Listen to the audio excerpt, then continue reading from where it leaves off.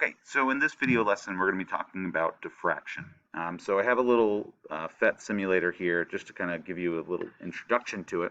So here we have a wave generator, okay, and it's doing just that. It's generating some waves, and you can measure the wavelength by measuring the distance from blue line to blue line.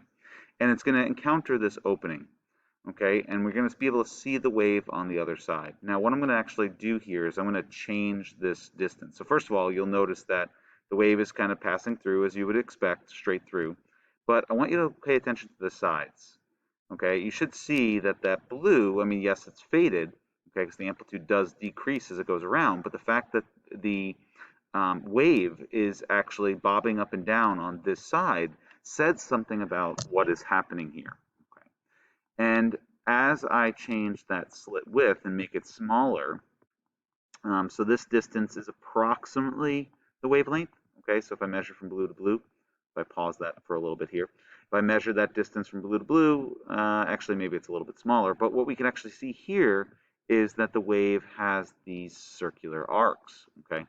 And this is the bending or spreading out of a wave through an opening. And this is referred to as diffraction, okay? And it's another wave phenomenon adding to the list of reflection and refraction. And so in terms of its significance, actually, let me play this a little bit more, and we'll talk about some of the applications of it. So as I get smaller and smaller here, we can actually see that the amount of diffraction, that the wave height on this far and the top side and the bottom side is actually much more significant. And you'll see that it's spreading out a bit more. Okay, so that amount of diffraction is dependent upon both the wavelength and the size of the opening. Okay, you can see here that the wavelength is much bigger than the opening, probably about twice as big, and so there's more spreading out, more diffraction. Okay. Okay, so let's define what diffraction is. Okay, and it's just the simply the tendency of the wave to spread out. Okay, and so it happens with light. I showed you water waves representing time. This also works with sound as well. And so a consequence of this diffraction is that when they encounter a barrier, so I showed you an opening here, okay, but this also works if there's an object, a barrier that's inside of, right? If you imagine that you were in like a wave pool and you were standing behind a concrete pier or something like that, you're still going to have, and you were sitting on a float, you're still going to have a little bit of bobbing up and down that's going to occur because that wave is spreading out around it, bending around it.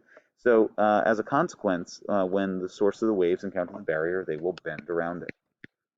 Okay, or if the wave encounters an opening, also sometimes referred to as an aperture, especially if you're referring to a circular opening, like in a camera, then they will spread out as if the opening was a new source of waves.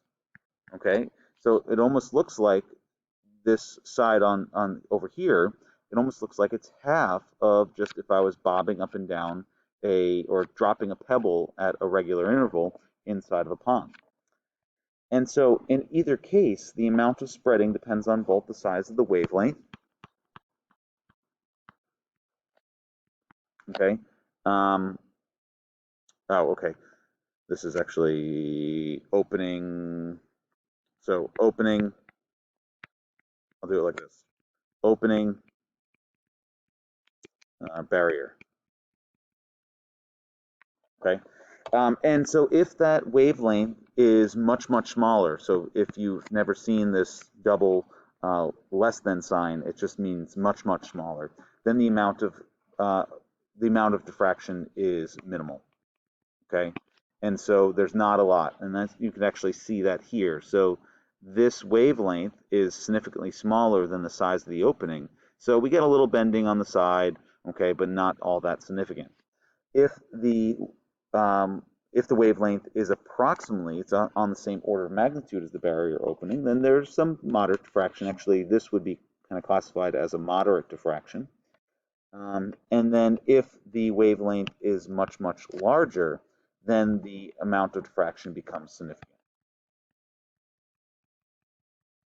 Okay, and this is the piece that I want to address. Okay, So why do we care about wave diffracting? All right, you might be thinking.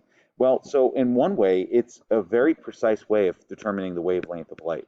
Matter of fact, we are going to do this in class. Actually, be after the break. But we'll determine the wavelength of a red laser light by shining it towards a double slit, but single slit would be the same physics.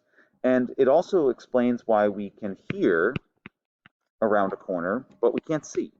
Okay, so if you had your family member, saying something to you from another room, it's actually what you're actually hearing is not so much the reflection of the sound, but it actually is the diffraction of the sound through the opening, and it's bending around the corner that allows you to hear it.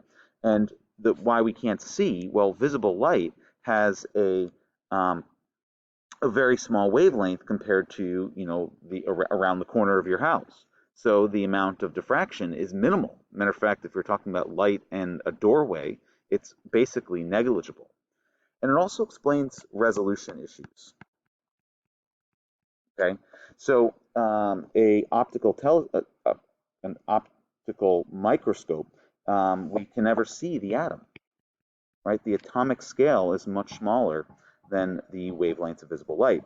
So light microscopes, we can never see microorganisms, okay, or even structures of the cell, okay? And so you might be thinking, well, what does this have to do with it? Well, the wavelength of visible light is smaller than the object, okay? And so therefore the light is diffracting around it rather than casting a sharp shadow.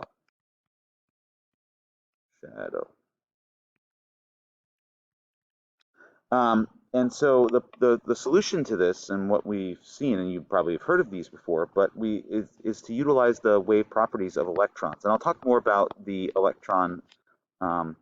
electron microscope, but effectively the wavelengths of the electrons as they travel are significantly smaller. So what we basically are going to get here is a situation where we do not have a significant diffraction. And so we can see down to the actually order to 10 to the minus 11 meters, okay, with that. Whereas visible light is on the order of 10 to the minus 7 meters, okay.